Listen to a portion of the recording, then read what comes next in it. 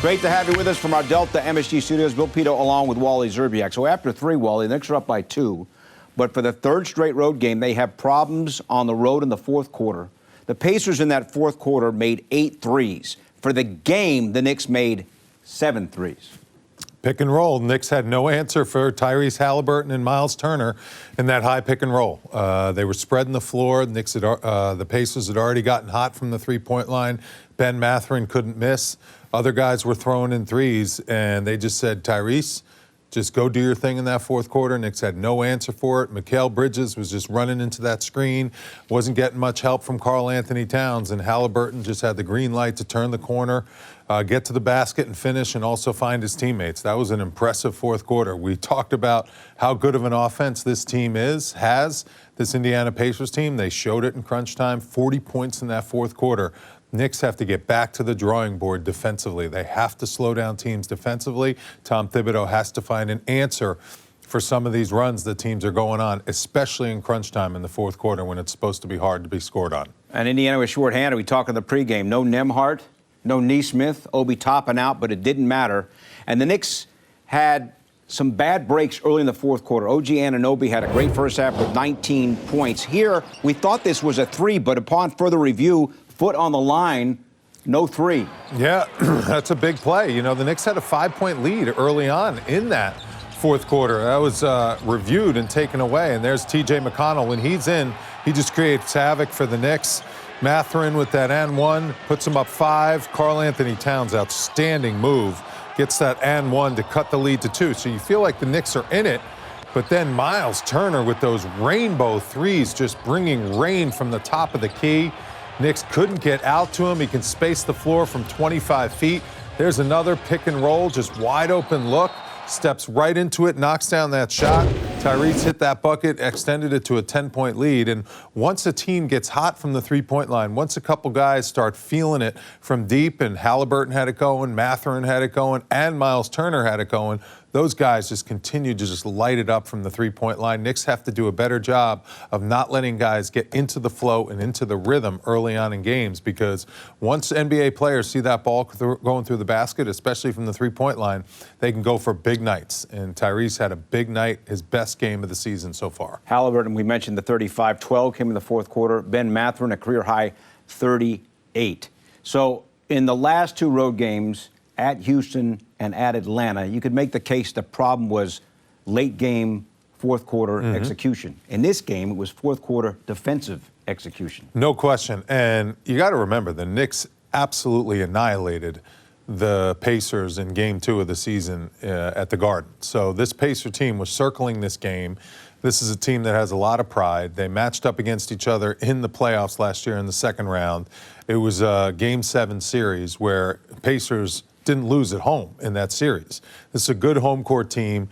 They were circling this game to kind of figure out their season and get their season on track, because they were 4-5 coming in, weren't off to a great start. And they sent a message that this team's for real. This team has a lot of depth coming off the bench. You mentioned the guys that are out, Nesmith and Nembhard, Obi, but they got guys that can replace them. Jarris Walker was a top 10 pick.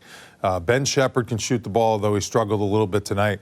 They got guys that got into the lineup and played very, very well, and they had their top 4 who also played great, Siakam included. And Mathurin now in the starting lineup because of the injuries. Boy, he was lights out. He made 7 threes. On the plus side for the Knicks, Jalen Brunson was excellent. Well, 33 points and 10 assists. He was outstanding. He struggled a little bit last game against the Bucks, but not this game. He did whatever he wanted in the 4th quarter. He was aggressive. He was finding mismatches. You know, I think one thing, not having some of those guys to defend Jalen Brunson, he took advantage of Ben Shepherd on a lot of these moves. He was able to use his strength, use his size a little bit, get into the paint and make things happen. Jalen Brunson was outstanding. So was Karl Anthony Towns. Brunson went for 30. Brunson went for 33. Towns went for 30. But the defense just wasn't there against this Pacer team. And Jalen Brunson knows that they have to figure out things defensively in order to win basketball games. That's how they won basketball games last season. The offense is going to be there for this Knicks team. They're just too talented offensively. The percentages were good for Jalen and the team. they just couldn't get enough threes to go. They only made 7 threes, whereas 21 threes for the Pacers. That's the difference in the game. Got to find a way to knock down those triples and get more looks. All right, let us bring in Monica McNutt. She helped call the game on ESPN New York, the radio broadcast. Monica, what did you think watching there in Indianapolis? So I think that this team desperately needs to get healthy. Their third quarter, Rick Carlisle has the embarrassment of riches. He's going, 10 deep. Miles Turner and Tyrese Halliburton had the opportunity to rest. So they come in the fourth quarter and literally go gangbusters. They're so efficient.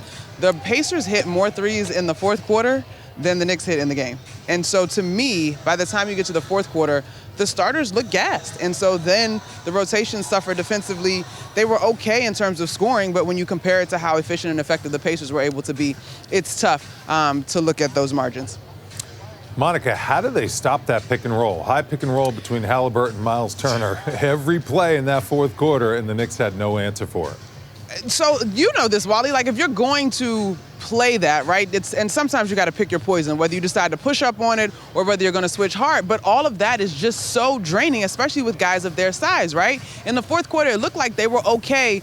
It looked to me that they were willing to switch 2 through 5. They were trying to keep Jalen Brunson on the point guard. But other than that, you were willing to work with your variety of defenders when you talk about Hart, Bridges, Anunoby, and even Towns.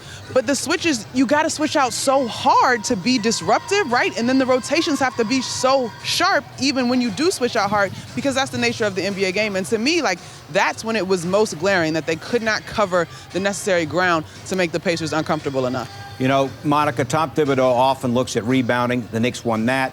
The points in the paint, the Knicks dominated by the count of 64-38. But as we talked about, when you're outscored from 3, 21 made threes to 7 made threes, you just can't make that up. That's tough, right? And by halftime, I can't remember exactly, but it was even or close to even in terms of threes. But in the second half, the Knicks were unable to generate those looks and capitalize on them, right? And so it's still early. I'm going to continue to say that. It is still early, and the health of this team is very real. But when you look at teams that are athletic, that have depth, it has proven to be challenging for this team so far. Now, if you roll into Philadelphia this upcoming week on Tuesday, that is a different sort of matchup in terms of their personnel, and so there's an opportunity there. But I actually thought the Knicks got decent looks. They clearly didn't get enough up, and they weren't able to connect. All right, Monica, thanks so much. Enjoy the game on Tuesday. That's a TNT game. We'll see you for the Knicks' next home game on Wednesday. Sounds good. All right, Wally, the bench minutes. Kolek played under 2 minutes. Sims played 9:08. McBride played 29. So you can make the case that the Knicks played basically 6 players. They did. Monica's making a great point. Do you think it's a problem now in the fourth quarter that the other team just has more energy? Well, at home, that building was rocking. The Pacers guys did play a lot of minutes, though. Mathurin played 41, Siakam 34, Turner 39, and Tyrese played 35. So they played heavy minutes. So forget my thesis. No, but I hear what you're saying. At some point, the games are coming. There's a back-to-back Tuesday and Wednesday, then Friday, and then there's another back-to-back coming after that. Sunday and Monday next week. Yeah. At some point, the Knicks are going to have to get something and more production out of their bench, because playing only 6 guys, basically, the Knicks starters are great. They all score in double figures, and they're front-loaded with their starting 5. But at the same time, it's going to catch up to them in time, continuing to play this many minutes. And on the road is not easy to win, especially in the fourth quarter when it's a raucous building. You need an injection of energy from your bench at times. Precious Achiuwa remains out with a hamstring injury. Campaign still out with his hamstring injury.